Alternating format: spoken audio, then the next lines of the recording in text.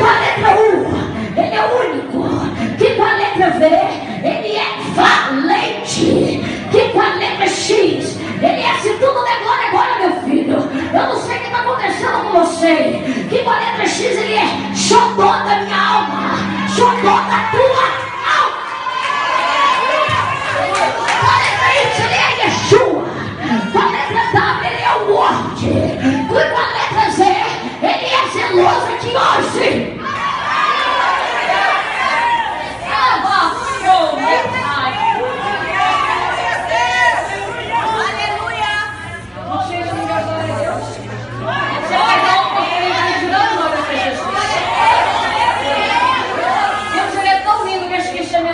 Jesus mandou provisão. Deus abençoa. Jesus é bom, o diabo que não presta. Amém? Abra comigo a sua Bíblia Sagrada no livro de Juízes, do capítulo 4, de verso 3.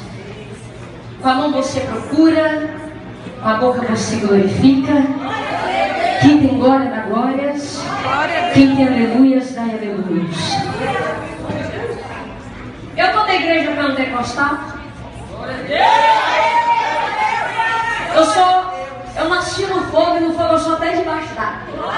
E eu sei que aonde eu estou pregando na noite de hoje aqui tem crente pentecostal.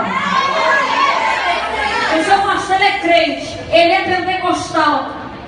E se você não é, meu filho, pega a unção de Deus. Você está na casa de Deus, na casa do Pai.